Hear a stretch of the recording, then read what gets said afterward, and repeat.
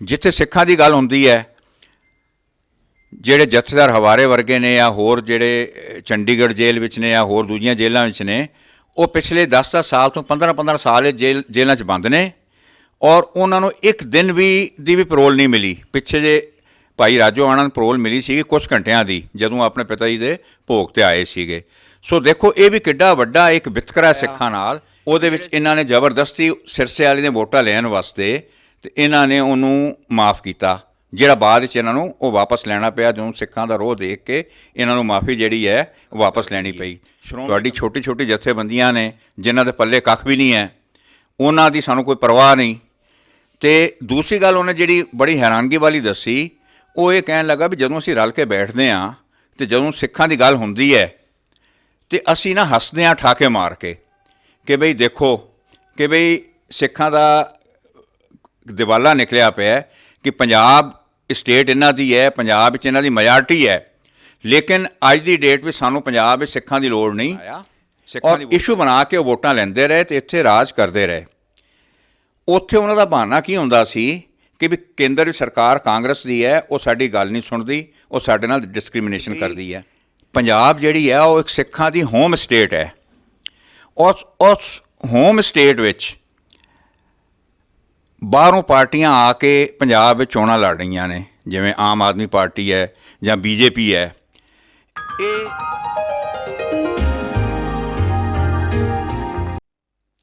B media 24 ਦੇਖ ਰਹੇ ਸਾਰੇ ਦਰਸ਼ਕਾਂ ਦਾ ਮੇਜਰ ਸਿੰਘ ਪੰਜਾਬੀ ਵੱਲੋਂ ਭਰਵਾਂ ਸਵਾਗਤ ਹੈ।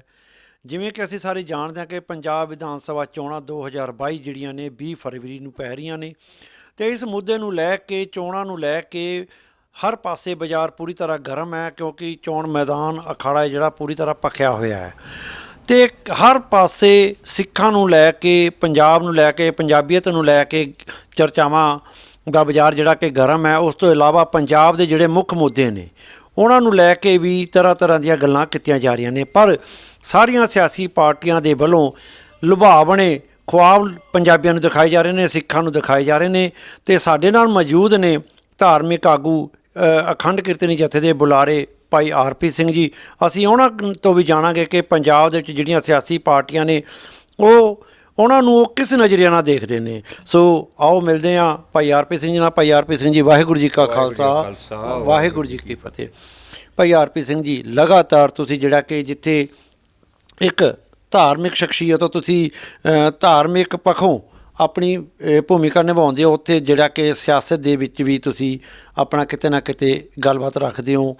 ਅਤੇ ਅੱਜ ਜਿਹੜੀ ਪੰਜਾਬ ਦੇ ਵਿੱਚ ਹੁਣ ਚੋਣਾਂ ਹੋਣ ਜਾ ਰਹੀਆਂ ਨੇ, ਇਹਨਾਂ ਚੋਣਾਂ ਦੇ ਵਿੱਚ ਜਿੱਥੇ ਦਲ ਬਦਲੂ ਹੁੰਦੇ ਸੀਗੇ, ਉੱਥੇ ਹੁਣ ਪਾਰਟੀਆਂ ਬਦਲੂ ਵੀ ਨੇ, ਪਾਰਟੀਆਂ ਵੀ ਨਵੀਆਂ ਆ ਰਹੀਆਂ ਨੇ।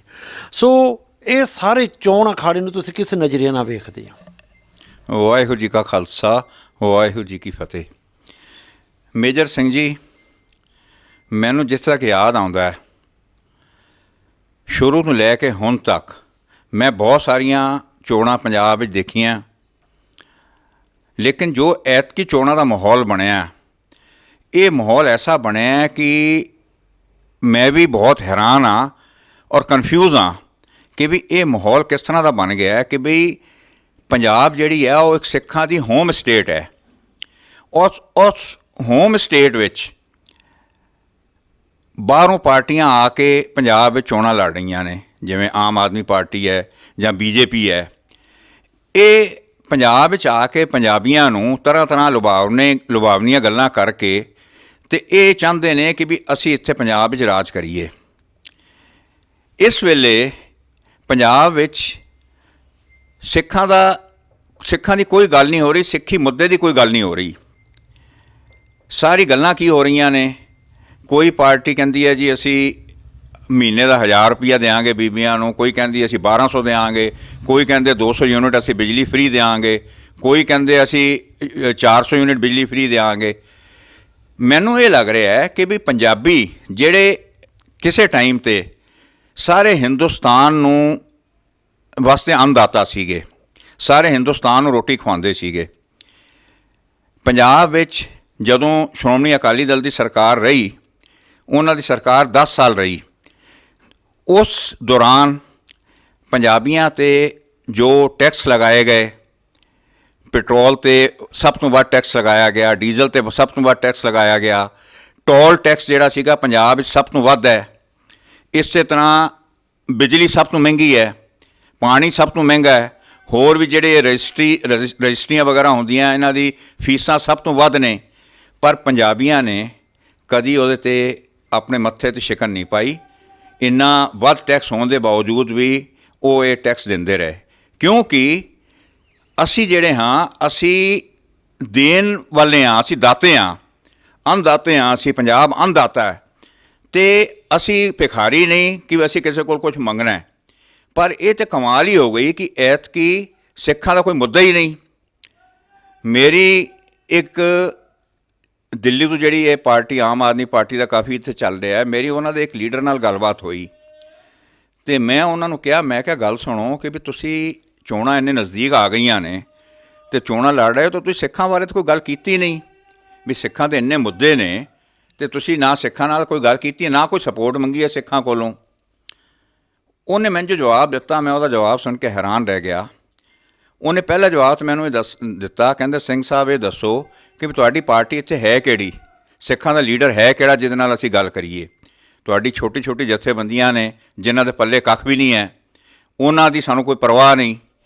ਅਤੇ ਦੂਸਰੀ ਗੱਲ ਉਹਨੇ ਜਿਹੜੀ ਬੜੀ ਹੈਰਾਨਗੀ ਵਾਲੀ ਦੱਸੀ, ਉਹ ਇਹ ਕਹਿਣ ਲੱਗਾ ਵੀ ਜਦੋਂ ਅਸੀਂ ਰਲ ਕੇ ਬੈਠਦੇ ਹਾਂ ਅਤੇ ਜਦੋਂ ਸਿੱਖਾਂ ਦੀ ਗੱਲ ਹੁੰਦੀ ਹੈ ਅਤੇ ਅਸੀਂ ਨਾ ਹੱਸਦੇ ਹਾਂ ਠਾਕੇ ਮਾਰ ਕੇ ਕਿ ਬਈ ਦੇਖੋ ਕਿ ਬਈ ਸਿੱਖਾਂ ਦਾ ਦਿਵਾਲਾ ਨਿਕਲਿਆ ਪਿਆ ਕਿ ਪੰਜਾਬ ਸਟੇਟ ਇਹਨਾਂ ਦੀ ਹੈ, ਪੰਜਾਬ ਵਿੱਚ ਇਹਨਾਂ ਦੀ ਮੈਜੋਰਟੀ ਹੈ, ਲੇਕਿਨ ਅੱਜ ਦੀ ਡੇਟ ਵਿੱਚ ਸਾਨੂੰ ਪੰਜਾਬ ਵਿੱਚ ਸਿੱਖਾਂ ਦੀ ਲੋੜ ਨਹੀਂ, ਸਿੱਖਾਂ ਦੀ ਵੋਟਾਂ ਦੀ ਲੋੜ ਨਹੀਂ, ਅਸੀਂ ਹਿੰਦੂ ਵੋਟਾਂ 'ਤੇ ਹੀ ਅਸੀਂ ਜਿਹੜਾ ਹੈਗਾ ਵੀ ਸਰਕਾਰ ਆਪਣੀ ਬਣਾ ਲਵਾਂਗੇ।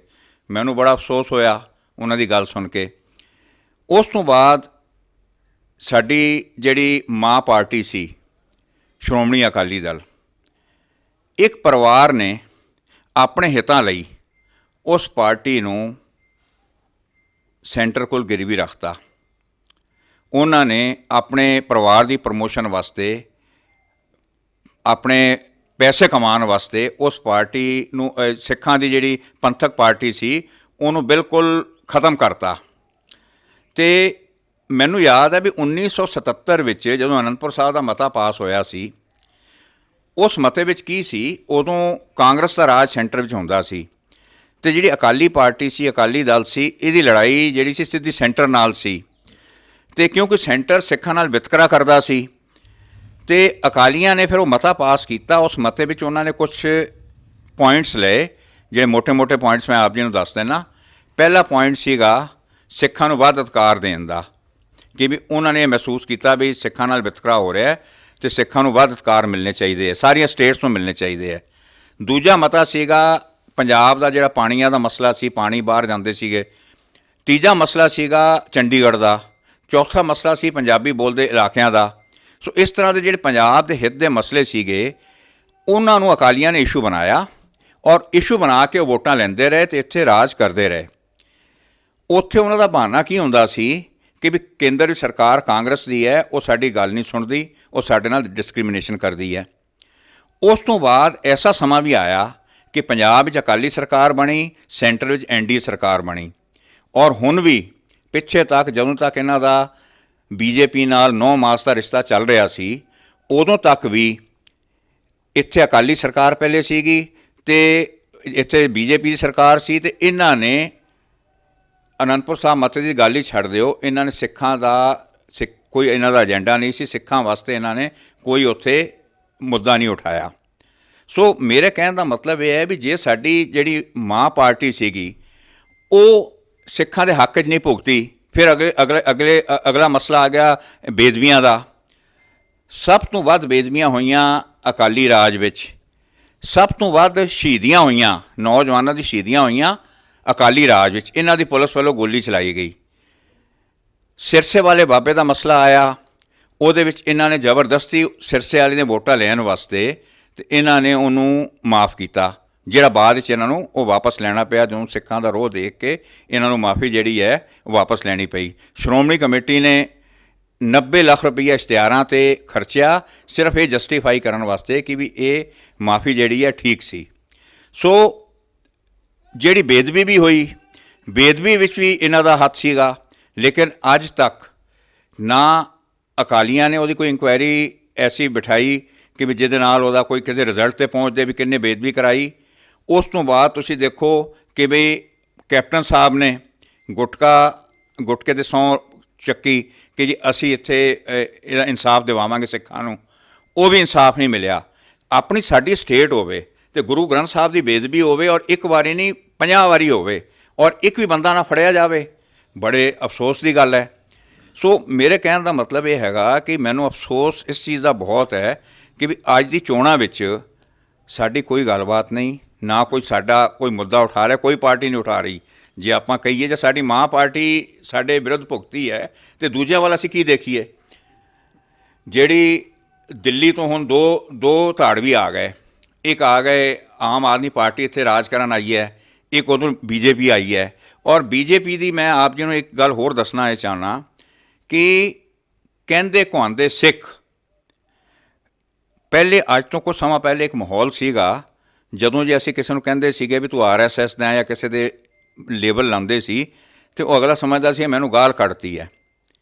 ਅੱਜ ਦੀ ਡੇਟ 'ਚ ਕੀ ਹੈ? ਅੱਜ ਦੀ ਡੇਟ 'ਚ ਸਾਡੇ ਜਿਹੜੇ ਕਹਿੰਦੇ ਕਹਾਉਂਦੇ ਸਿੱਖ ਸੀਗੇ, ਈਵਨ ਪਿੱਛੇ ਜੇ ਇੱਕ ਸ਼੍ਰੋਮਣੀ ਕਮੇਟੀ ਦਾ ਮੈਂਬਰ ਹੈ, ਐਗਜ਼ੈਕਟਿਵ ਮੈਂਬਰ ਹੈ, ਉਹਨੇ ਵੀ BJP ਜੁਆਇਨ ਕੀਤੀ ਹੈ। ਸੋ ਮੇਰੇ ਕਹਿਣ ਦਾ ਮਤਲਬ ਇਹ ਹੈਗਾ ਕਿ ਇਸ ਵੇਲੇ ਜੇ ਮੇਰਾ ਜਿਹੜਾ ਮੇਨ ਪੁਆਇੰਟ ਹੈ ਉਹ ਇਹ ਹੈ ਕਿ ਵੀ ਇਹ ਜਿਹੜੀਆਂ ਚੋਣਾਂ ਨੇ ਇਹਨਾਂ ਤੋਂ ਸਿੱਖਾਂ ਨੂੰ ਕੀ ਲਾਭ ਹੋਣਾ ਹੈ ਜਾਂ ਸਿੱਖਾਂ ਵਾਸਤੇ ਇਹਨਾਂ ਵਿੱਚ ਕੀ ਹੈ। ਪਰ ਮੈਨੂੰ ਇਹ ਲੱਗਦਾ ਹੈ ਕਿ ਵੀ ਹੁਣ ਸਿੱਖ ਜਿਹੜੇ ਨੇ ਨਾ ਉਹ ਕਿਸੇ ਵੀ ਪਾਰਟੀ ਵਾਸਤੇ ਮੈਟਰ ਨਹੀਂ ਕਰਦੇ, ਉਹਨਾਂ ਨੂੰ ਸਿੱਖਾਂ ਦੀ ਵੋਟਾਂ ਦੀ ਲੋੜ ਨਹੀਂ ਹੈਗੀ। ਬਗੈਰ ਸਿੱਖਾਂ ਦੇ ਵੋਟਾਂ ਦੇ ਹੀ ਉਹ ਸਰਕਾਰ ਬਣਾਉਣ ਨੂੰ ਫਿਰਦੇ ਆ। RP ਸਿੰਘ ਜੀ, ਤੁਸੀਂ ਇਹ ਗੱਲ ਕਹੀ ਹੈ ਕਿ ਇਸ ਵਕਤ ਜਿਹੜੀਆਂ ਪੰਜਾਬ 'ਚ ਚੋਣਾਂ ਹੋ ਰਹੀਆਂ ਨੇ, ਕੋਈ ਵੀ ਸਿਆਸੀ ਪਾਰਟੀ ਆ ਸਿੱਖਾਂ ਨੂੰ ਇੱਕ ਹਾਸ਼ੀਏ 'ਤੇ ਰੱਖ ਕੇ ਚੱਲ ਰਹੀ ਹੈ। ਕੋਈ ਸਿਆਸੀ ਪਾਰਟੀ ਸਿੱਖਾਂ ਦੀ ਕੋਈ ਸਲਾਹ ਨਹੀਂ ਲੈ ਰਹੀ, ਕੋਈ ਉਹਨਾਂ ਨੂੰ ਇਹ ਨਹੀਂ ਪੁੱਛ ਰਹੀ ਵੀ ਕੀ ਉਹਨਾਂ ਦੀਆਂ ਮੰਗਾਂ ਨੇ, ਕੀ ਉਹਨਾਂ ਨੂੰ ਚਾਹੀਦਾ ਆ। ਜਦ ਕਿ ਜਿਹੜੇ ਪੰਜਾਬ ਦੇ ਮੁੱਦੇ ਨੇ ਬੜੇ ਸਾਫ਼ ਨੇ। ਪੰਜਾਬ ਦੇ ਪਾਣੀਆਂ ਦੀ ਗੱਲ ਹੈ, ਪੰਜਾਬ ਦੇ ਵਿੱਚ ਧਾਰਾ 25 ਦੀ ਗੱਲ ਹੈ, ਅਤੇ ਪੰਜਾਬ ਦੇ ਵਿੱਚ ਸਿੱਖਾਂ ਦੀ ਜਿਹੜੀ ਆਪਣੀ ਕੌਮੀਅਤ ਹੈ ਉਹਨੂੰ ਬਰਕਰਾਰ ਰੱਖਣ ਦੀ ਗੱਲ ਹੈ। ਪਰ ਇੱਥੇ ਇੱਕ ਇਹ ਵੀ ਗੱਲ ਸਾਹਮਣੇ ਹੈ ਕਿ ਸਾਲ 2017 ਦੇ ਵਿੱਚ ਜਦੋਂ ਪੰਜਾਬ ਵਿਧਾਨ ਸਭਾ ਚੋਣਾਂ ਹੋਈਆਂ ਸੀ ਅਤੇ ਉਦੋਂ ਵੀ ਜਿਹੜਾ ਕਿ ਦਿੱਲੀ ਦੇ ਮੁੱਖ ਮੰਤਰੀ ਕੇਜਰੀਵਾਲ ਤੁਹਾਡੇ ਕੋਲ ਬ੍ਰੇਕਫਾਸਟ 'ਤੇ ਆਏ ਸੀਗੇ ਅਤੇ ਬੜੀ ਚਰਚਾ ਚੱਲੀ ਸੀਗੀ। ਅਤੇ ਪਰ ਅੱਜ ਜਿਹੜਾ ਹੈ ਕਿ ਇਹਨਾਂ ਚੋਣਾਂ ਦੇ ਵਿੱਚ ਕੀ ਕੇਜਰੀਵਾਲ ਨੇ ਤੁਹਾਡੇ ਨਾਲ ਕੋਈ ਸਲਾਹ ਨਹੀਂ ਲਈ? ਦੇਖੋ, ਮੈਂ ਤੁਹਾਨੂੰ ਪਹਿਲੇ ਇਹ ਗੱਲ ਦੱਸੀ ਹੈ ਕਿ ਮੇਰੀ ਜਦੋਂ ਇਹਨਾਂ ਦੇ ਇੱਕ ਲੀਡਰ ਨਾਲ ਗੱਲਬਾਤ ਹੋਈ ਅਤੇ ਉਹਨੇ ਜਦੋਂ ਮੈਨੂੰ ਇਹ ਗੱਲ ਦੱਸੀ, ਉਹ ਕਹਿੰਦਾ ਜੀ ਸਿੱਖ ਸਾਡੇ ਲਿਸਟ ਵਿੱਚ ਕਿਧਰੇ ਵੀ ਨਹੀਂ ਹੈਗੇ, ਸਾਨੂੰ ਸਿੱਖਾਂ ਦੀ ਲੋੜ ਵੀ ਨਹੀਂ ਹੈਗੀ, ਅਤੇ ਫਿਰ ਦੱਸੋ ਅਸੀਂ ਕਿਸੇ ਨਾਲ ਗੱਲ ਕਰਨੀ ਹੈ ਕਿ ਤੁਹਾਡੀ ਛੋਟੀ ਛੋਟੀ ਜਥੇਬੰਦੀਆਂ ਨੇ ਔਰ ਉਹਨਾਂ ਦੇ ਪੱਲੇ ਵੀ ਕੁਛ ਨਹੀਂ ਹੈ। ਜਦੋਂ ਪਹਿਲੀ ਵਾਰੀ ਕੇਜਰੀਵਾਲ ਵਾਲੀ ਆਪ ਜੀ ਨੇ ਗੱਲ ਕਹੀ ਹੈ, ਉਹਦੇ 'ਚ ਕੀ ਸੀਗਾ ਕਿ ਜਿਹੜਾ ਬੇਦਬੀਆਂ ਦਾ ਇਸ਼ੂ ਸੀਗਾ ਉਹ ਇੱਕ ਮੁੱਖ ਮੁੱਦਾ ਸੀ ਅਤੇ ਸਿੱਖਾਂ ਨੂੰ ਇਸ ਗੱਲ ਦਾ ਬੜਾ ਰੋਸ ਸੀਗਾ ਕਿ ਵੀ ਇਹ ਬੇਦਬੀਆਂ, ਈਵਨ ਇਹ ਵੀ ਦੋਸ਼ ਲਗਾਏ ਗਏ ਕਿ ਵੀ ਬੇਦਬੀਆਂ ਕਰਾਉਣ ਵਾਲੀ ਸਰਕਾਰ ਹੀ ਸੀਗੀ, ਵੀ ਸਰਕਾਰ ਨੇ ਇਹ ਬੇਦਬੀਆਂ ਕਰਾਈਆਂ। ਉਸ ਦੇ ਰੋਸ਼ ਵਜੋਂ ਅਸੀਂ ਇਹਨਾਂ ਦਾ ਸਾਥ ਦਿੱਤਾ। ਇਹਨਾਂ ਨੂੰ ਸਾਡੇ ਮਨ ਵਿੱਚ ਇਹ ਸੀਗਾ ਕਿ ਵੀ ਸਾਨੂੰ ਨਿਆਂ ਇਹਨਾਂ ਤੋਂ ਮਿਲੇਗਾ, ਲੇਕਿਨ ਰਾਹ ਪਿਆ ਜਾਣੀ ਹੈ, ਵਾਹ ਪਿਆ ਜਾਣੀ ਹੈ। ਉਦੋਂ ਕੀ ਹੋਇਆ, ਦੋ ਮੇਨ ਇਸ਼ੂ ਮੇਰੇ ਇਹਨਾਂ ਨਾਲ ਡਿਸਕਸ ਹੋਏ ਕੇਜਰੀਵਾਲ ਨਾਲ।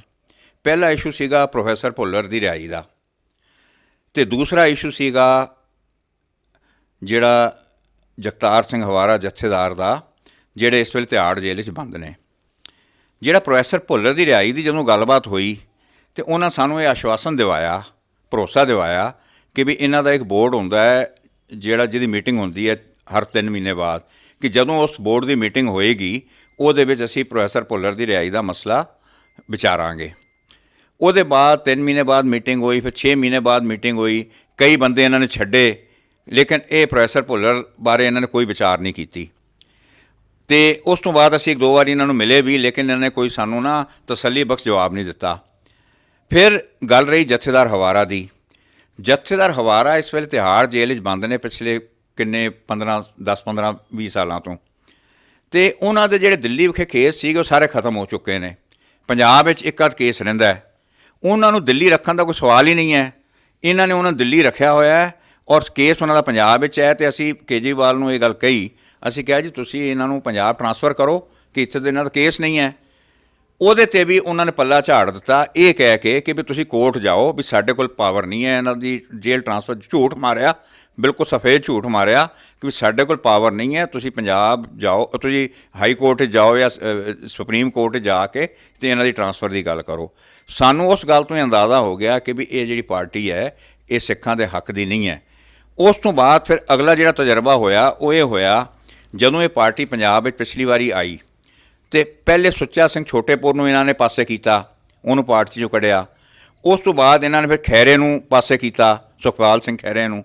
ਉਸ ਤੋਂ ਬਾਅਦ ਫਿਰ ਇਹਨਾਂ ਨੇ ਜਿਹੜੇ HS ਫੂਲਕਾ ਨੇ ਉਹਨਾਂ ਨੂੰ ਪਾਸੇ ਕੀਤਾ। ਉਸ ਤੋਂ ਬਾਅਦ ਇਹਨਾਂ ਨੇ ਜਿਹੜਾ ਜਰਨੈਲ ਸਿੰਘ ਹੁਣ ਉਹ ਅਕਾਲ ਚਲਾਣਾ ਕਰ ਗਏ ਨੇ, ਉਹਨਾਂ ਨੂੰ ਇਹਨਾਂ ਨੇ ਉਹਨਾਂ ਦਾ ਜਿਹੜਾ ਕਰੀਅਰ ਸੀਗਾ, ਪੋਲੀਟੀਕਲ ਕੈਰੀਅਰ, ਬਾਦਲ ਦੇ ਖਿਲਾਫ ਚੋਣ ਲੜਾ ਕੇ ਅਤੇ ਪੋਲੀਟੀਕਲ ਕਰੀਅਰ ਉਹਨਾਂ ਦਾ ਖ਼ਤਮ ਕੀਤਾ। ਔਰ ਇੱਥੋਂ ਤੱਕ ਕਿ ਪਿਛਲੇ ਕਰੋਨਾ ਦੇ ਸਮੇਂ ਵਿੱਚ ਜਦੋਂ ਹਸਪੀਟਲ ਵਿੱਚ ਸੀਗੇ ਅਤੇ ਉਹਨਾਂ ਨੂੰ ਇੰਨੀ ਰਿਕੁਆਇਰਡ, ਮਤਲਬ ਹੀ ਵਾਜ਼ MLA, ਅਤੇ ਉਹਨਾਂ ਨੂੰ ਇੰਨੀ ਵੀ ਇਹਨਾਂ ਨੇ ਮਦਦ ਨਹੀਂ ਕੀਤੀ, ਉਹਨਾਂ ਨੂੰ ਇੱਕ ਡਾਕਟਰੀ ਸਹਾਇਤਾ ਵੀ ਨਹੀਂ ਮਿਲੀ। ਔਰ ਅਖੀਰ ਦੁਖਦਾਈ ਖਬਰ ਇਹ ਆਈ ਕਿ ਵੀ ਉਹ ਚੜ੍ਹਾਈ ਕਰ ਗਏ ਨੇ। ਇਨ ਦਾ ਸੇਮ ਵੇ ਇਹਨਾਂ ਦੇ ਹੋਰ ਸਿੱਖ MLA ਨੇ ਉੱਥੇ, ਕਾਲਕਾ ਜੀ ਨੇ, ਅਵਤਾਰ ਸਿੰਘ ਜੀ ਕਾਲਕਾ ਜੀ ਨੇ, ਇਹ ਜਰਨੈਲ ਸਿੰਘ, ਛੋਟਾ ਜਰਨੈਲ ਸਿੰਘ, ਉਹ ਵੀ ਹੈ।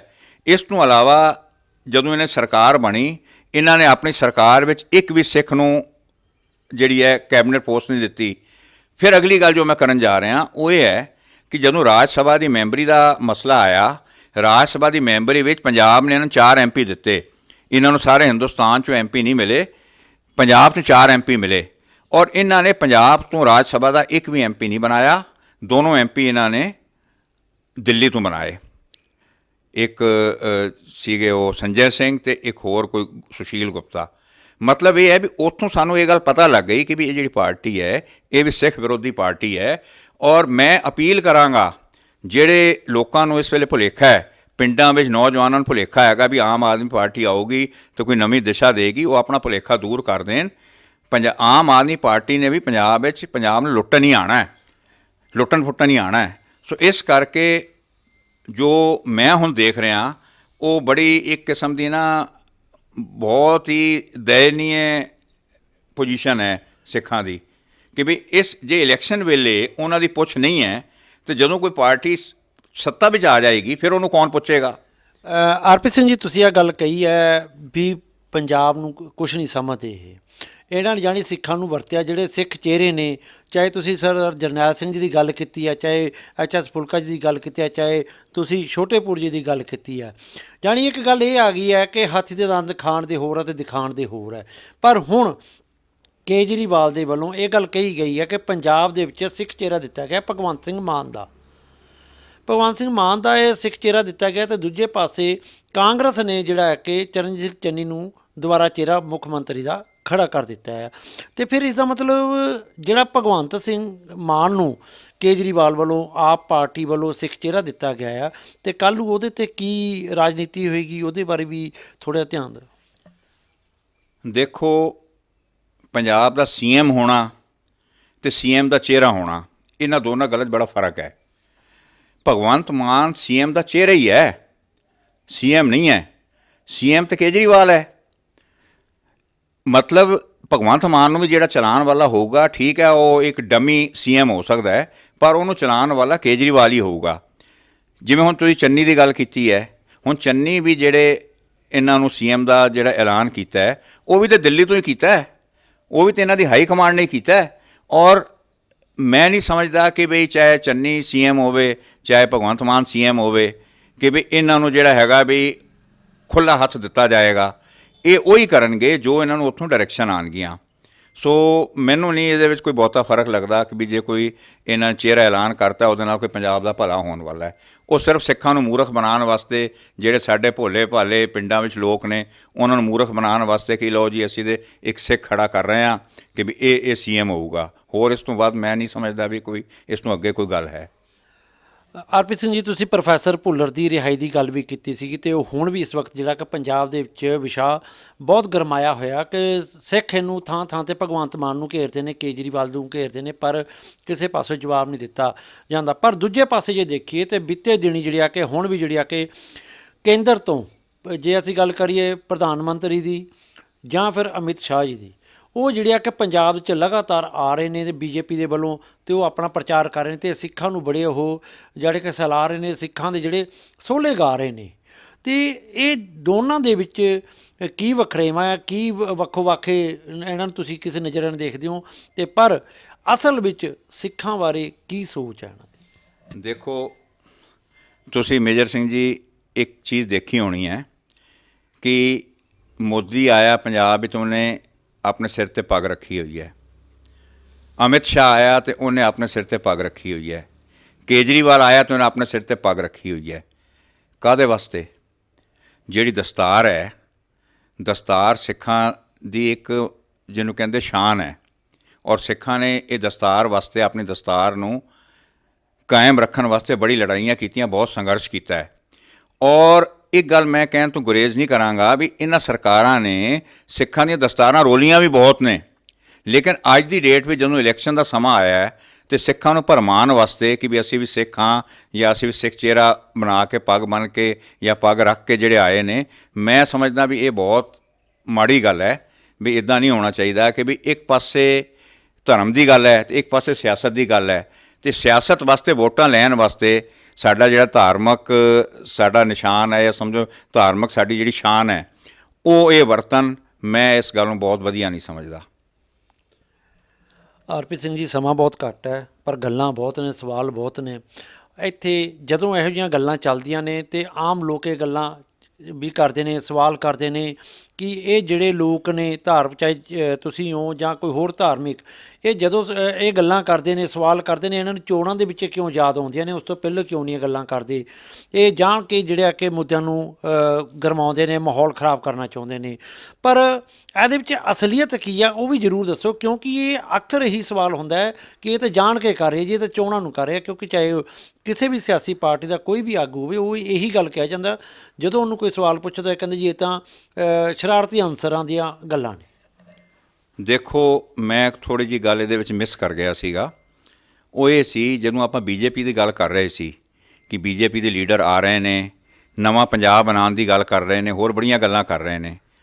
ਕੀ ਅਸੀਂ ਅੱਜ ਤੋਂ 1 ਸਾਲ ਪਹਿਲਾਂ ਜਿਹੜਾ ਦਿੱਲੀ ਦੇ ਬਾਰਡਰ 'ਤੇ ਕਿਸਾਨ ਮੋਰਚਾ ਲੱਗਿਆ ਸੀ, ਕਿ ਅਸੀਂ ਭੁੱਲ ਗਏ ਹਾਂ ਉਹਨੂੰ? ਕਿ ਅਸੀਂ ਉਸ ਮੋਰਚੇ ਨੂੰ ਭੁੱਲ ਗਏ ਹਾਂ? ਉਸ ਮੋਰਚੇ ਨਾਲ ਮੈਂ ਪਹਿਲੀ ਗੱਲ ਤਾਂ ਕਲੀਅਰ ਕਰਨਾ ਚਾਹੁੰਦਾ ਕਿ ਜਿਹੜੇ ਕਿਸਾਨ ਨੇ ਪੰਜਾਬ ਦੇ, ਉਹ 90% ਤੋਂ ਵੱਧ ਸਿੱਖ ਨੇ। ਮੈਂ ਕਿਸਾਨਾਂ ਨੂੰ ਸਿੱਖੀ ਤੋਂ ਵੱਖਰਾ ਨਹੀਂ ਕਰਨਾ ਚਾਹੁੰਦਾ, ਮੈਂ ਕਿਸਾਨਾਂ ਨੂੰ ਤੇ ਐਜ਼ ਏ ਸਿੱਖ ਇਕੱਠਾ ਦੇਖਦਾ। 1 ਸਾਲ ਮੋਰਚਾ ਲੱਗਾ, ਉੱਥੇ 700 ਤੋਂ ਵੱਧ ਬੰਦਾ ਮਰਿਆ, ਸ਼ਹੀਦ ਹੋਇਆ। ਅਤੇ ਕੀ ਕੋਈ ਪਾਰਲੀਮੈਂਟ ਵਿੱਚ ਕੋਈ ਮਤਾ ਪਾਸ ਹੋਇਆ ਉਹਨਾਂ ਦੀ ਸ਼ਹੀਦੀਆਂ ਬਾਰੇ ਕਿ ਵੀ ਅਫਸੋਸ ਇਹਨਾਂ ਨੇ ਕੁਝ ਜ਼ਾਹਰ ਕੀਤਾ? ਕੀ ਕਿਸੇ ਪ੍ਰਾਈਮ ਮਿਨਿਸਟਰ ਨੇ, ਮੋਦੀ ਨੇ, ਜਾਂ ਕਿਸੇ ਨੇ ਇਹ ਅਫਸੋਸ ਜ਼ਾਹਿਰ ਕੀਤਾ ਕਿ ਵੀ ਜਿਹੜੇ ਸ਼ਹੀਦ ਹੋਏ ਨੇ, ਵੀ ਇਹਨਾਂ ਦੇ ਪਰਿਵਾਰਾਂ ਬਾਰੇ ਕੀ ਉਹਨਾਂ ਨੂੰ ਕੋਈ ਮੁਆਵਜ਼ਾ ਦੇਣ ਦੀ ਗੱਲ ਚੱਲੀ? ਕੁਛ ਨਹੀਂ ਚੱਲੀ। ਇਹਨਾਂ ਨੇ ਆਪਣੇ ਮੂੰਹੋਂ ਇੱਕ ਲਫ਼ਜ਼ ਨਹੀਂ ਕੱਢਿਆ। ਕਿਸਾਨਾਂ ਨੇ ਉੱਥੇ ਦਿਨ ਰਾਤ ਸੰਘਰਸ਼ ਕੀਤਾ, ਕਿੰਨੀਆਂ ਮੁਸੀਬਤਾਂ ਝੇਲੀਆਂ। ਸੋ ਮੈਂ ਪਹਿਲੀ ਗੱਲ ਤਾਂ ਇਹ ਕਰਨਾ ਚਾਹੁੰਦਾ ਇਸ ਬਾਰੇ ਕਿ ਜਦੋਂ ਉਹ ਮੋਰਚੇ 'ਤੇ ਸੀਗੇ ਅਤੇ ਉਹਨਾਂ ਦੀ ਜਿਹੜੀ ਏਕਤਾ ਸੀ, ਏਕਤਾ ਕਰਕੇ ਇਹ ਕਾਨੂੰਨ ਵਾਪਸ ਹੋਏ। ਜਦੋਂ ਕਿ ਹਾਲੇ ਵੀ ਇਹਨਾਂ ਦੀਆਂ ਮੰਗਾਂ ਜਿਹੜੀਆਂ ਨੇ ਉਹ ਪੈਂਡਿੰਗ ਨੇ। ਜਿਹੜੀ ਬਿਜਲੀ ਵਾਲੀ ਮੰਗ ਪੈਂਡਿੰਗ ਹੈ, MSP ਵਾਲੀ ਮੰਗ ਪੈਂਡਿੰਗ ਹੈ, ਇਸ ਤੋਂ ਇਲਾਵਾ ਹੋਰ ਵੀ ਇਹਨਾਂ ਦੀਆਂ ਮੰਗਾਂ ਪੈਂਡਿੰਗ ਨੇ, ਉਹ ਨਹੀਂ ਅਜੇ ਮੰਨੀਆਂ ਗਈਆਂ। ਅਤੇ ਪਰ ਕੀ ਹੋਇਆ ਵੀ ਕੁਛ ਜਥੇਬੰਦੀਆਂ ਨੇ ਇਹ ਫੈਸਲਾ ਕਰ ਲਿਆ ਵੀ ਅਸੀਂ ਚੋਣਾਂ ਲੜਨੀਆਂ ਨੇ, ਅਤੇ ਕੁਝ ਜਥੇਬੰਦੀਆਂ ਨੇ ਕਿਹਾ ਜੀ ਅਸੀਂ ਕਿਉਂਕਿ ਕਿਸਾਨ ਆ, ਅਸੀਂ ਚੋਣਾਂ ਪੋਲੀਟੀਕਲ ਲਾਈਨ ਵਿੱਚ ਨਹੀਂ ਆਉਣਾ। ਮੈਂ ਸਿਰਫ ਇੱਕ ਅਪੀਲ ਇਹ ਕਰਨਾ ਚਾਹੁੰਦਾ ਕਿ ਚਲੋ ਜਿਹੜਾ ਵਖਰੇਵੇਂ ਹੁੰਦੇ ਨੇ, ਗਰੁੱਪਿਜ਼ਮ ਹੁੰਦਾ, ਪਾਰਟੀਬਾਜ਼ੀ ਹੁੰਦੀ ਹੈ, ਇਹ ਹੁੰਦੀ ਹੈ ਸਾਰੀ ਪਾਰਟੀਆਂ 'ਚ ਹੁੰਦੀ ਹੈ, ਲੇਕਿਨ ਸਾਨੂੰ ਕਿਸਾਨਾਂ ਨੂੰ ਐਜ਼ ਏ ਹੋਲ ਦੇਖਣਾ ਚਾਹੀਦਾ ਹੈ। ਜੇ ਕਿਸਾਨ ਆ ਚੋਣਾਂ ਲੜ ਰਹੇ ਨੇ, ਸਾਰੀ ਕੌਮ ਨੇ ਉਹਨਾਂ ਦਾ ਸਾਥ ਦਿੱਤਾ, ਮੋਰਚੇ ਵਿੱਚ ਸਾਰੀ ਕੌਮ ਨੇ ਉਹਨਾਂ ਦਾ ਸਾਥ ਦਿੱਤਾ, ਅਤੇ ਅੱਜ ਇਹ ਚੋਣਾਂ ਲੜ ਰਹੇ ਨੇ, ਭਾਵੇਂ ਉਹਨਾਂ ਦਾ ਇੱਕ ਧੜਾ ਹੀ ਲੜ ਰਿਹਾ, ਅਤੇ ਸਾਨੂੰ ਉਹਨਾਂ ਨੂੰ ਵੋਟ ਪਾਉਣੀ ਚਾਹੀਦੀ ਹੈ। ਸਾਨੂੰ ਉਹਨਾਂ ਦਾ ਜਿਹੜਾ ਹੈਗਾ ਵੀ ਜੋ ਮਾਣ ਸਤਿਕਾਰ ਕਰਨਾ ਚਾਹੀਦਾ ਹੈ, ਕਿਉਂਕਿ ਉਹ ਸਾਡੀ ਵੋਟ ਦੇ ਹੱਕਦਾਰ ਵੀ ਨੇ ਕਿ ਉਹਨਾਂ ਸੰਘਰਸ਼ ਵੀ ਕੀਤਾ। ਦੂਜੀ ਪਾਰਟੀਆਂ ਸਾਡੇ ਵਾਸਤੇ ਕੀ ਕੀਤਾ? ਸੋ ਮੈਂ ਇਹ ਗੱਲ ਵਿੱਚੋਂ ਮਿਸ ਕਰ ਗਿਆ ਸੀਗਾ, ਅਤੇ ਮੈਂ ਇਹ ਵੀ ਅਪੀਲ ਕਰਦਾ ਵੀ ਸਾਨੂੰ ਜਿਹੜਾ ਹੈਗਾ ਵੀ ਕਿਸਾਨਾਂ ਦਾ ਸਾਥ ਦੇਣਾ ਚਾਹੀਦਾ। ਹਰਪ੍ਰੀਤ ਸਿੰਘ ਜੀ, ਸਾਰੀਆਂ ਗੱਲਾਂ ਹੋਈਆਂ ਨੇ, ਪੰਜਾਬ ਦੇ ਵਿੱਚ ਜਿਹੜੀ ਆ ਕਿ ਕੇਂਦਰ ਦੇ ਵੱਲੋਂ 50 ਕਿਲੋਮੀਟਰ ਏਰੀਆ ਦੇ ਵਿੱਚ BSF ਲਗਾ ਦਿੱਤੀ ਗਈ ਹੈ, ਜਦ ਕਿ ਪਹਿਲੋਂ ਲਗਭਗ 15 ਕਿਲੋਮੀਟਰ ਦੇ ਏਰੀਏ 'ਚ ਸੀਗੀ। ਹੋਰ ਵੀ ਜਿਹੜੀਆਂ ਕਿ ਪੰਜਾਬ ਦੇ ਨਾਲ ਕਿਤੇ ਨਾ ਕਿਤੇ ਆਨੇ ਬਹਾਨੇ ਕੋਈ ਨਾ ਕੋਈ ਧੱਕਾ ਕੀਤਾ ਹੀ ਜਾਂਦਾ ਹੈ, ਚਾਹੇ ਉਹ ਪੰਜਾਬ ਦੀ ਨੌਜਵਾਨੀ ਦਾ ਵੀ। ਹੁਣ ਜਿਹੜਾ ਮੈਂ ਸਵਾਲ ਕਰਨਾ ਚਾਹੁੰਦਾ ਉਹ ਸਥਾਨਕ ਪਾਰਟੀਆਂ ਜਿਹੜੀਆਂ ਨੇ ਉਹਨਾਂ ਦੇ ਵੱਲੋਂ ਵੀ ਕਰਨਾ ਚਾਹੁੰਦਾ, ਅਤੇ ਬਾਕੀ ਕਿਉਂਕਿ ਹੁਣ ਇਹ ਕਿਹਾ ਜਾਂਦਾ ਆ ਵੀ ਨੌਜਵਾਨਾਂ ਨੂੰ ਆਇਲਸ ਕਰਾਉਣ ਲਈ 10 ਲੱਖ ਦਾ ਕਰਜ਼ਾ ਫ੍ਰੀ ਦਿੱਤਾ ਜਾਏਗਾ, ਹੋਰ ਬੜਾ ਕੁਛ ਕਿਹਾ ਜਾਂਦਾ। ਕਿਉਂ ਪੰਜਾਬ ਨੂੰ ਪੰਜਾਬ ਦੀ ਨੌਜਵਾਨੀ ਦੀ ਜ਼ਰੂਰਤ ਨਹੀਂ? ਕੀ ਸਿਰਫ ਪੈਸੇ ਕਮਾਉਣ ਦੀ ਵਿਦੇਸ਼ਾਂ ਵਿੱਚ ਜਾਣ ਦੀ ਲੋੜ ਹੈ, ਜਾਂ ਕਿਸੇ ਜ਼ਰੂਰੀ ਕੰਮ ਦੇ ਵਿੱਚ ਜਾਣਾ ਚਾਹੀਦਾ ਹੈ? ਦੇਖੋ, ਜਿਹੜੀ ਸਾਰੀ ਪਲੈਨਿੰਗ ਹੈ ਉਹ ਪਲੈਨਿੰਗ ਸ਼ੁਰੂ ਤੋਂ ਹੀ ਇਹ ਨੌਜਵਾਨਾਂ ਨੂੰ ਟਾਰਗੇਟ ਕਰਕੇ ਚੱਲ ਰਹੀ ਹੈ। ਪਹਿਲਾ ਕੰਮ ਹੋਇਆ ਨਸ਼ਿਆਂ ਵਾਲਾ। ਇਹ ਜਿਹੜਾ ਨਸ਼ੇਰੀ ਬਣਾਇਆ ਗਿਆ ਨੌਜਵਾਨਾਂ ਨੂੰ, ਇਹਦੇ ਵਾਸਤੇ ਕੌਣ ਜ਼ਿੰਮੇਵਾਰ ਹੈ? ਇਹਦੇ ਵਾਸਤੇ ਸਮੇਂ ਦੀ ਸਰਕਾਰਾਂ ਜ਼ਿੰਮੇਵਾਰ ਨੇ, ਪਹਿਲੀ ਗੱਲ। ਦੂਜੀ ਗੱਲ ਇਹ ਹੈ ਕਿ ਪੰਜਾਬ ਦੀ ਭਲਾਈ ਵਾਸਤੇ ਕੋਈ ਕਿਸੇ ਕੋਲ ਕੋਈ ਮੁੱਦਾ ਨਹੀਂ। ਕਿਸੇ ਵੀ ਸਰਕਾਰ ਨੇ, ਚਾਹੇ ਉਹ ਅਕਾਲੀ ਸਰਕਾਰ ਸੀ, ਚਾਹੇ ਉਹ ਕਾਂਗਰਸੀ ਸਰਕਾਰ ਸੀ, ਪੰਜਾਬ ਵਿੱਚ ਕੋਈ ਇੰਡਸਟਰੀ ਨਹੀਂ ਲਗਾਈ। ਪੰਜਾਬ ਦੀ ਜਿਹੜੇ ਸਟੂਡੈਂਟਸ ਨੇ, ਜਿਹੜੇ ਆਪਣੇ ਜਵਾਨੀ ਹੈ, ਇਹ ਸਾਰੀ ਪਲਾਇਨ ਕਰ ਰਹੀ ਹੈ। ਕੋਈ ਕੈਨੇਡਾ ਜਾ ਰਿਹਾ, ਕੋਈ ਆਸਟ੍ਰੇਲੀਆ ਜਾ ਰਿਹਾ, ਇੱਥੋਂ ਫਟਾਫਟ ਜਿਹੜਾ ਹੈ ਵੀ ਇੱਥੋਂ ਨਿਕਲ ਰਹੇ ਨੇ। ਸੋ ਇਹਦੇ ਵਿੱਚ ਕਿਹਦਾ ਕਸੂਰ ਹੈ? ਇਹਦੇ ਵਿੱਚ ਸਾਡੀ ਸਰਕਾਰਾਂ ਦਾ ਕਸੂਰ ਹੈ। ਅਤੇ ਹੁਣ ਗੱਲ ਰਹਿੰਦੀ ਹੈ, ਦੇਖੋ, ਇਸ ਚੀਜ਼ ਨੂੰ ਆਪਾਂ ਸੁਧਾਰੀਏ ਕਿਵੇਂ? ਇਸ ਨੂੰ ਸੁਧਾਰਨ ਵਾਸਤੇ ਸਭ ਤੋਂ ਪਹਿਲਾਂ ਜਿਹੜਾ ਕਦਮ ਲੈਣ ਦੀ ਲੋੜ ਹੈ ਉਹ ਇਹ ਹੈ ਕਿ ਵੀ ਨੌਜਵਾਨਾਂ ਨੂੰ ਇਹ ਜਿਹੜੇ ਲਾਲਚ ਦਿੰਦੇ ਨੇ ਕਿ ਜੇ ਅਸੀਂ ਕਰਜ਼ੇ ਬਈ ਉਹ ਕਰਜ਼ਾ ਦੇ ਦਿਆਂਗੇ ਜਾਂ ਕਰ ਦਿਆਂਗੇ, ਇਹ ਤਾਂ ਉਹਨਾਂ ਨੂੰ ਮਾਰਨ ਵਾਲੀ ਗੱਲ ਹੈ। ਸਭ ਤੋਂ ਇੰਪੋਰਟੈਂਟ ਗੱਲ ਇਹ ਹੈ ਵੀ ਉਹਨਾਂ ਦੇ ਰੋਜ਼ਗਾਰ ਦੇ ਜਿਹੜੇ ਨੇ ਉਹ ਅਵਸਰ ਪੈਦਾ ਕੀਤੇ ਜਾਣ, ਰੋਜ਼ਗਾਰ ਦੇ ਜ਼ਰੀਏ ਬਣਾਏ ਜਾਣ, ਤਾਂ ਜੋ ਜਿਹੜੇ ਆਪਣੇ ਨੌਜਵਾਨ ਨੇ ਉਹਨਾਂ ਦਾ ਮੂੰਹ ਬਾਹਰ ਵੱਲ ਨਾ ਹੋਵੇ, ਦੂਜੇ ਦੇਸ਼ਾਂ ਵੱਲ ਨਾ ਹੋਵੇ। ਪੰਜਾਬ ਵਿੱਚ ਹੀ ਰਹਿ ਕੇ ਉਹ ਰੋਜ਼ਗਾਰ ਕਰਨ ਅਤੇ ਇੱਥੇ ਪੰਜਾਬ ਵਿੱਚ ਹੀ ਰਹਿਣ। ਇਹ ਬਹੁਤ ਜ਼ਰੂਰੀ ਹੈ। ਇਸ ਤੋਂ ਇਲਾਵਾ ਜਿੱਥੇ ਤੱਕ ਨਸ਼ੇ ਦੀ ਗੱਲ ਹੈ, ਸਰਕਾਰਾਂ ਨੇ ਪਹਿਲੇ ਤਾਂ ਇਹਨਾਂ ਨਸ਼ੇੜੀ ਬਣਾਇਆ ਇਹਨਾਂ ਨੂੰ ਖ਼ਤਮ ਕਰਨ ਵਾਸਤੇ। ਹੁਣ ਉਹ ਕਹਿੰਦੇ ਅਸੀਂ ਨਸ਼ੇ ਬੰਦ ਕਰਾਂਗੇ, ਲੇਕਿਨ ਅਕਾਲੀ ਵੀ ਤੁਸੀਂ ਦੇਖ ਲਏ, ਫਿਰ ਕਾਂਗਰਸੀ ਵੀ ਦੇਖ ਲਏ, ਕੈਪਟਨ ਨੂੰ ਵੀ ਦੇਖ ਲਿਆ ਕਿ ਵੀ ਕਿਸੇ ਦੀ ਐਕਚੁਅਲ ਕੀ ਗੱਲ ਹੈ। ਐਕਚੁਅਲ ਗੱਲ ਇਹ ਹੈ ਕਿ ਵੀ ਇਹਨਾਂ ਦੇ ਵਪਾਰ ਨੇ, ਇਹ ਨਸ਼ਿਆਂ ਦੇ ਵਪਾਰੀ ਨੇ। ਜਿਵੇਂ ਰੇਤ ਦੇ ਮਾਫੀਏ ਨੇ, ਇਸ ਤਰ੍ਹਾਂ ਵਪਾਰੀ ਨੇ। ਔਰ ਜਿੰਨਾ ਪੈਸਾ ਇਹਨਾਂ ਕੋਲ ਆਉਂਦਾ ਹੈ, ਉਹੀ ਤਾਂ ਪੈਸਾ ਸਾਰਾ ਇੱਥੇ ਲੋਕਾਂ ਨੂੰ ਵੰਡਣ 'ਚ ਲੱਗਦਾ ਹੈ। ਜਿਹੜੀ ਇਲੈਕਸ਼ਨਾਂ ਹੁੰਦੀਆਂ ਨੇ, ਇਲੈਕਸ਼ਨਾਂ ਉਹੀ ਪੈਸਾ ਯੂਜ਼ ਹੁੰਦਾ ਹੈ। ਸੋ ਕੋਈ ਵੀ ਪਾਰਟੀ ਇਹ ਅਫੋਰਡ ਹੀ ਨਹੀਂ ਕਰ ਸਕਦੀ ਕਿ ਵੀ ਇੰਨਾ ਪੈਸਾ ਉਹਨਾਂ ਕੋਲ ਕਿੱਥੋਂ ਆਏਗਾ। ਉਹ ਆਏਗਾ ਸਿਰਫ ਇਹਨਾਂ ਰੇਤ ਦੇ ਜਿਹੜੇ ਮਾਫੀਏ ਨੇ, ਇਹ ਨਸ਼ਿਆਂ ਵਾਲੇ ਜਿਹੜੇ ਮਾਫੀਏ ਨੇ, ਇਹਨਾਂ ਤੋਂ ਆਏਗਾ। ਸੋ ਇਸ ਕਰਕੇ ਇਹ ਜਿਹੜੀ ਪਾਰਟੀਆਂ ਨੇ, ਇਹਨਾਂ ਨੇ ਚਾਹੇ ਕਾਂਗਰਸ ਹੋਵੇ, ਚਾਹੇ ਅਕਾਲੀ ਹੋਣ, ਚਾਹੇ BJP ਹੋਣ, ਸਿਸਟਮ ਉਹੀ ਰਹਿਣਾ ਹੈ। ਜੇ ਆਪਾਂ ਇਹ ਕਹੀਏ ਵੀ ਸਿਸਟਮ ਚੇਂਜ ਹੋਣਾ, ਸਿਸਟਮ ਚੇਂਜ ਨਹੀਂ ਹੋਣਾ। ਲੇਕਿਨ ਲੋਕ ਇਹ ਸਿਸਟਮ ਚੇਂਜ ਕਰ ਸਕਦੇ ਹੈ ਜੇ ਲੋਕਾਂ ਨੂੰ ਇਹ ਸਮਝ ਆ ਜਾਏ ਕਿ ਅਸੀਂ ਜਿਹੜਾ ਹੈ ਸਿਸਟਮ ਚੇਂਜ ਕਰਨਾ ਹੈ। ਅਸੀਂ ਆਪਣੀ ਵੋਟ ਜਿਹੜੀ ਹੈ ਉਸ ਪਾਰਟੀ ਨੂੰ ਪਾਣੀ ਹੈ ਜਿਹੜੀ ਪਾਰਟੀ ਪੰਜਾਬ ਦੇ ਹਿੱਤਾਂ ਦੀ, ਸਿੱਖਾਂ ਦੇ ਹਿੱਤਾਂ ਦੀ ਗੱਲ ਕਰੇਗੀ, ਉਹਨੂੰ ਪਾਣੀ ਹੈ। ਬਾਕੀ ਜਿਹੜੀ ਜਿੱਤਣ ਹਾਰਨ ਦੀ ਗੱਲ ਹੈ ਉਹ ਤਾਂ ਲੱਗੀ ਰਹਿੰਦੀ ਹੈ। ਕੋਈ ਜਿੱਤਦਾ, ਕੋਈ ਹਾਰਦਾ, ਉਹਦੇ ਨਾਲ ਬਹੁਤਾ ਫਰਕ ਨਹੀਂ ਪੈਂਦਾ। ਲੇਕਿਨ ਸਾਡਾ ਇਹ ਫਰਜ਼ ਬਣਦਾ ਹੈ, ਲੋਕਾਂ ਦਾ ਇਹ ਫਰਜ਼ ਬਣਦਾ ਹੈ ਕਿ ਉਹ ਵੋਟ ਸਿਰਫ ਉਹਨਾਂ ਨੂੰ ਪਾਉਣ ਜਿਹੜੀ ਪਾਰਟੀਆਂ ਤੋਂ ਉਹਨਾਂ ਨੂੰ ਇਹ ਉਮੀਦ ਹੈ ਕਿ ਪੰਜਾਬ ਦੇ ਹਿੱਤ ਵਿੱਚ, ਸਿੱਖਾਂ ਦੇ ਹਿੱਤ ਵਿੱਚ ਕੋਈ ਸਟੈਪ ਚੁੱਕਣਗੀਆਂ, ਕੋਈ ਕੰਮ ਕਰਨਗੀਆਂ। ਮੇਜਰ ਸਿੰਘ ਜੀ, ਜਾਂਦੇ ਜਾਂਦੇ ਮੈਂ ਇੱਕ ਗੱਲ ਹੋਰ ਕਹਿਣਾ ਚਾਹਾਂਗਾ। ਜਿਵੇਂ ਕਿ ਤੁਸੀਂ ਪਿੱਛੇ ਦੇਖਿਆ, ਹਰਿਆਣੇ ਵਿੱਚ BJP ਦੀ ਸਰਕਾਰ ਹੈ, ਅਤੇ ਜਿਹੜਾ ਸਰਸੇਵਾਲਾ ਸਾਧ ਹੈ ਉਹਨੂੰ ਉੱਥੇ 3 ਕਤਲਾਂ ਦੇ ਕੇਸ ਵਿੱਚ ਸਜ਼ਾ ਹੋਈ ਹੈ, ਔਰ ਉਹ ਸਜ਼ਾ ਭੁਗਤ ਰਿਹਾ, ਔਰ ਅਜੇ ਉਹਨੂੰ 3 ਸਾਲ ਵੀ ਨਹੀਂ ਉੱਥੇ ਸਜ਼ਾ ਭੁਗਤਦਿਆਂ। ਅਤੇ ਜਦੋਂ ਇਹ ਚੋਣਾਂ ਦਾ ਸਮਾਂ ਆਇਆ ਤਾਂ ਸਰਕਾਰ ਨੇ ਉਹਨੂੰ ਪੈਰੋਲ 21 ਦਿਨਾਂ ਦੀ ਦੇ ਦਿੱਤੀ ਹੈ। ਸੋ ਇਹ ਵੀ ਦੇਖੋ ਕਿੰਨੀ ਖਤਰਨਾਕ ਗੱਲ ਹੈ ਕਿ ਡੇਰਾ ਪ੍ਰੇਮੀਆਂ ਦੀ ਵੋਟਾਂ ਲੈਣ ਵਾਸਤੇ BJP ਨੇ ਕਿਹੜਾ ਪੱਤਾ ਖੇਡਿਆ।